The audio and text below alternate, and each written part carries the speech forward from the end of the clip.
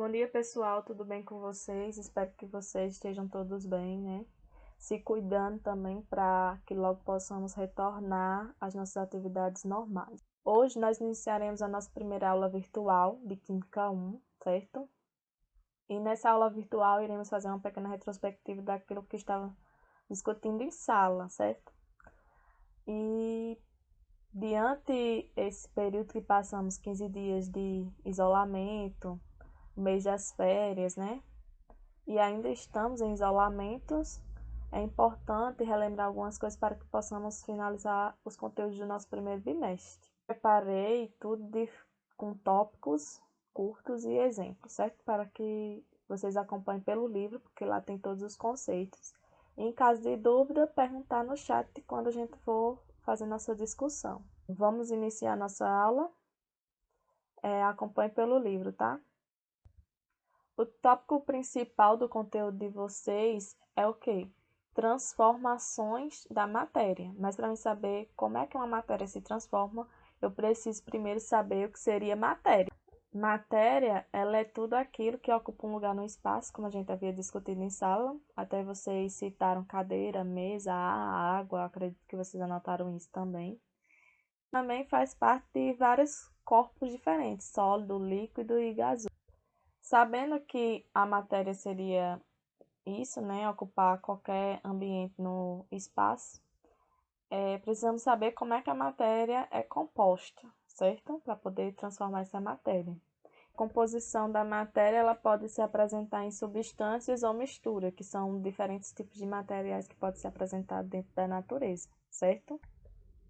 Vamos primeiro conhecer as substâncias, né? As substâncias, elas são apresentadas de maneira química, através dos elementos da tabela periódica, certo? E elas podem ser divididas em substâncias puras compostas e substâncias puras simples, que também na nomenclatura aparece como substância composta e substância simples. As substâncias compostas, elas apresentam dois elementos diferentes. A formação de uma molécula de água, eu preciso de duas moléculas de hidrogênio e uma molécula de oxigênio. Da mesma forma, é os gases carbônicos, certo? Aí eu coloquei aqui uma imagenzinha mostrando o gás carbônico, onde está mostrando o quê? Que esse vermelhinho é uma molécula de carbono, certo? E o azulzinho é duas moléculas de oxigênio. Assim mostrando que tem na nomenclatura do gás carbônico, né? Na molécula do gás carbônico, tem dois elementos químicos diferentes, que é o carbono e o oxigênio. Na substância simples, ela apresenta o quê? Apenas o mesmo elemento para a formação de uma substância.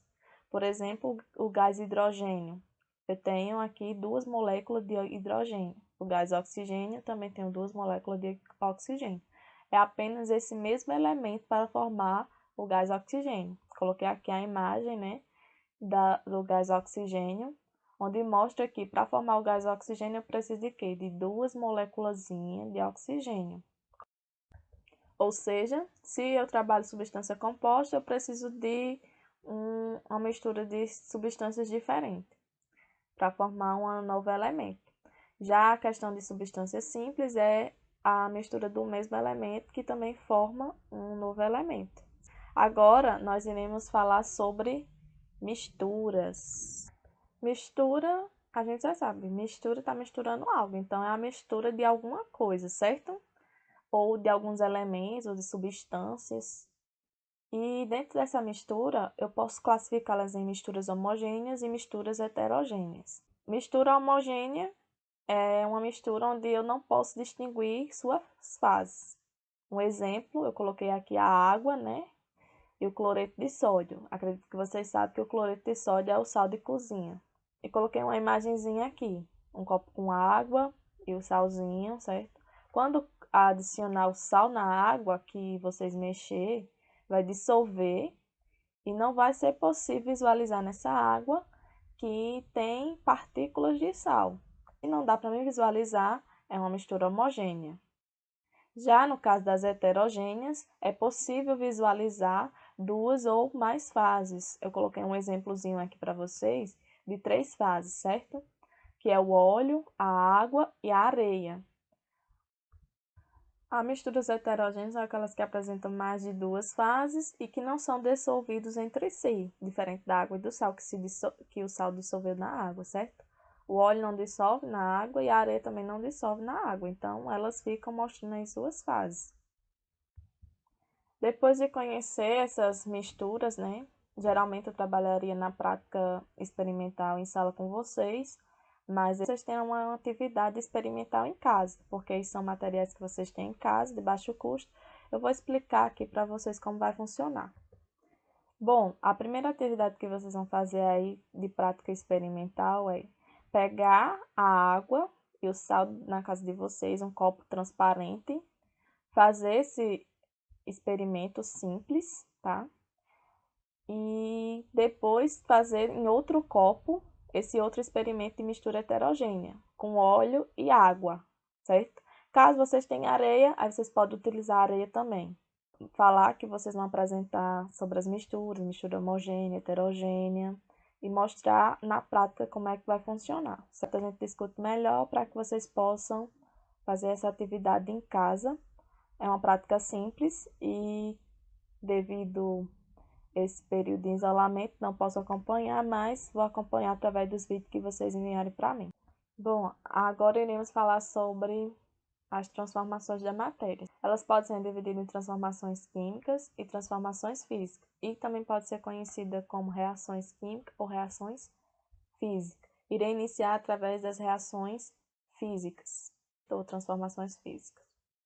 No livro de vocês, eu acho na página 5, tem falando lá sobre todas as duas transformações. A transformação física, ela não altera a natureza da matéria. Que natureza é essa? A sua composição química.